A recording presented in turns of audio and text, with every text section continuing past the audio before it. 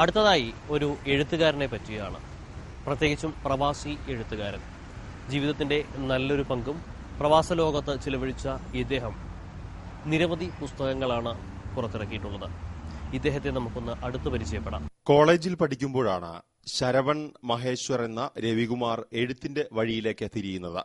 ശ്മശാന ഭൂമി എന്നതായിരുന്നു ആദ്യ കൃതി. പിന്നീട് അങ്ങോട്ട് കഥകളും കവിതകളും ഇദ്ദേഹത്തിന്റെ തൂലികയിൽ നിന്നും പിറന്നു വീണു.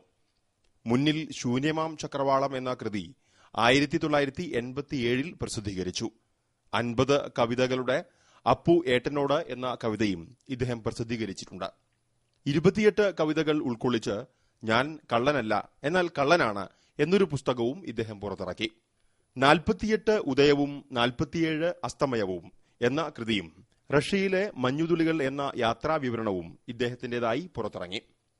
തിരുവനന്തപുരം ജില്ലയിലെ തമ്പാനൂർ സ്വദേശിയായ രവികുമാർ ഇപ്പോൾ ദുബായിലെ ഒരു സ്ഥാപനത്തിൽ ഡോക്യുമെന്റ് കളക്ടറായി പ്രവർത്തിക്കുന്നു. അമേരിക്കൻ പ്രസിഡന്റായിരുന്ന റൊണാൾഡ് റീഗൻ, ഫ്രഞ്ച് പ്രസിഡന്റായിരുന്ന സ്മിത്ത് റാങ്, ബ്രിട്ടീഷ് പ്രധാനമന്ത്രി മാർഗരറ്റ് താച്ചർ എന്നിവർ ഇദ്ദേഹത്തിന്റെ രചനകൾ വായിച്ച് അഭിനന്ദനം അറിയിച്ചിട്ടുണ്ട് എന്ന് രവികുമാർ അവകാശപ്പെടുന്നു. ഈ പുസ്തകങ്ങളുടെ കുറെ കവിതകൾ ഇംഗ്ലീഷിലേക്ക് ട്രാൻസ്ലേറ്റ് ചെയ്തിട്ട് അമേരിക്കൻ പ്രസിഡന്റിനും ബ്രിട്ടീഷ് പ്രധാനമന്ത്രിക്കും ഫ്രഞ്ച് പ്രസിഡന്റിനും ഇന്ത്യൻ പ്രൈം മിനിസ്റ്റർക്കും ഒക്കെ അയച്ചു കൊടുത്തിട്ടുണ്ട്. പക്ഷെ അവർ ഓരോ കുഞ്ഞു മെസ്സേജസ് ആണെങ്കിലും എനിക്ക് അയച്ചു തന്നിട്ടുള്ളത് അത് എന്നെ സംബന്ധിച്ചിടത്തോളം വലിയൊരു റിവാർഡാണ്.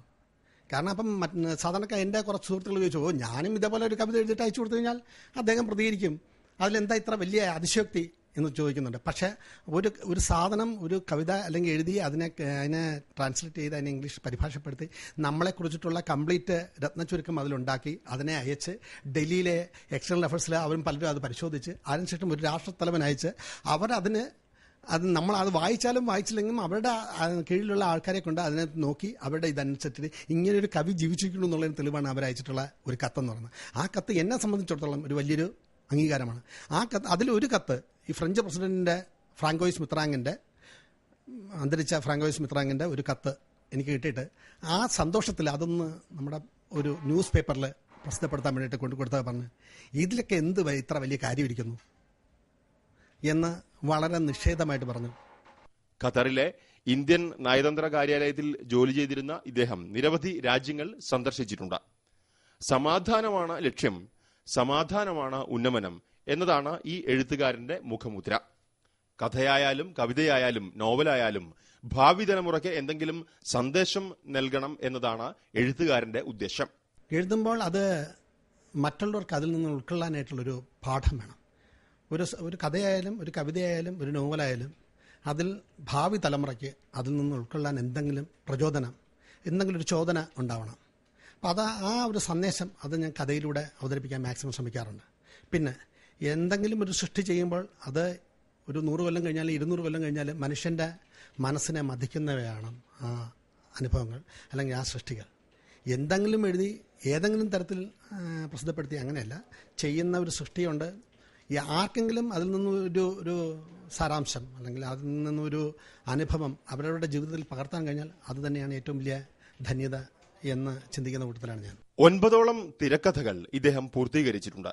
ഇതിൽ എന്തെങ്കിലും ഒന്ന് സ്വന്തമായി സംവിധാനം ചെയ്ത് സിനിമയാക്കണം എന്ന് ആഗ്രഹമുണ്ട്. നല്ലൊരു തീം, നല്ലൊരു കഥയും അതിനു വേണ്ടിയിട്ടുള്ള തിരക്കഥ 9 തിരക്കഥകളോളം ഞാൻ എഴുതി വെച്ചിട്ടുണ്ട്, തയ്യാറാക്കിയിട്ടുണ്ട്. അത് ഒരെണ്ണം എന്തെങ്കിലും കഴിയുകയാണെങ്കിൽ സിനിമ ചെയ്യണം എന്ന് സ്വന്തമായിട്ട് സംവിധാനം ചെയ്യണം, സ്വന്തമായിട്ടത് ഇത് പുറത്ത് കൊണ്ടുവരണം എന്നൊരു ആഗ്രഹമുണ്ട്. 1984 വൺ മോർ മാർട്ടർ എന്ന് പറഞ്ഞിട്ടൊരു ഡോക്യുമെൻ്ററി ചെയ്തിട്ടുണ്ട്. അത് പ്രധാന ഭാഗം അഭിനയിച്ച ഞാനാണ്. സ്ത്രീധനത്തിനെതിരായിട്ടൊരു ഡോക്യുമെൻ്ററി ചിത്രം. അത് കേരള ഗവൺമെൻറ് ഒരു 6 പ്രിൻ്റ് എടുത്തിട്ടുണ്ടായിരുന്നു. 2 പ്രാവശ്യം ദൂരദർശൻ ടെലികാസ്റ്റ് ചെയ്തിട്ടുള്ളതാണത്. അതിനുശേഷം 2-3 ഡോക്യുമെൻ്ററീസ്, 3-4 ഡോക്യുമെൻ്ററീസ് ചെയ്തു. 2006 മരുത്വാമല എന്നുള്ള ഇതിനെക്കുറിച്ചിട്ട് ഞാനൊരു ടെലി ഡോക്യു ഫിക്ഷൻ ചെയ്തായിരുന്നു, 45 മിനിറ്റ്. മരുത്വാമലയുടെ മുകളിൽ നിന്നും കാണാൻ കഴിയുന്ന സൂര്യചന്ദ്രന്മാരുടെ ഉദയവും അസ്തമയവും ഈ മലയിൽ തപസ്സനുഷ്ഠിക്കുന്ന നിഷ്കാമികളായ സന്യാസിമാരെ ആത്മജ്ഞാനികളാക്കാൻ സഹായിക്കുന്നു. ഇപ്രകാരം ആത്മീയ മഹത്വം കളിയാടുന്ന മല ഈ ഭൂലോകത്തൊരിടത്തും തന്നെയില്ല. കൂടാതെ താൻ എഴുതിയ പുസ്തകങ്ങൾ ഒരേ ദിവസം പ്രസിദ്ധീകരിച്ച് ഗിന്നസ് ബുക്ക് റെക്കോർഡിൽ സ്ഥാനം പിടിക്കാനുള്ള ശ്രമത്തിൽ കൂടിയാണ് ഇദ്ദേഹം.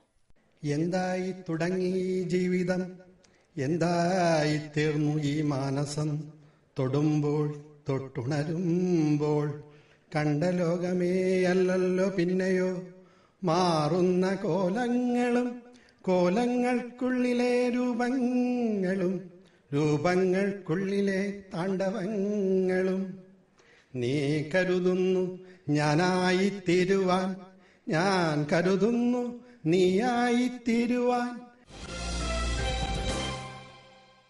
വലിയ വലിയ കെട്ടിടങ്ങൾ വരുമ്പോഴും പരിസ്ഥിതിയുമായി ഇണങ്ങി നിൽക്കാൻ ദുബായ് നഗരം എന്നും ശ്രമിച്ചിട്ടുണ്ട്. ഇതിന് പ്രത്യക്ഷോദാഹരണമായ ഒരു റിപ്പോർട്ടാണ് അടുത്തത്. ഈ റിപ്പോർട്ട് വരുന്നത് സബീൽ പാലസിന്റെ പരിസരത്തു നിന്നാണ്. UAE വൈസ് പ്രസിഡന്റും പ്രധാനമന്ത്രിയും ദുബായ് ഭരണാധികാരിയുമായ Sheikh Mohammed bin Rashid Al മക്തൂമിന്റെ കൊട്ടാരമാണ് സബീൽ പാലസ്. ഏതു രീതിയിലാണ് പക്ഷികളെയും മൃഗങ്ങളെയും ഇവിടെ സംരക്ഷിക്കുന്നത് എന്ന് നമുക്കൊന്ന് കാണാം.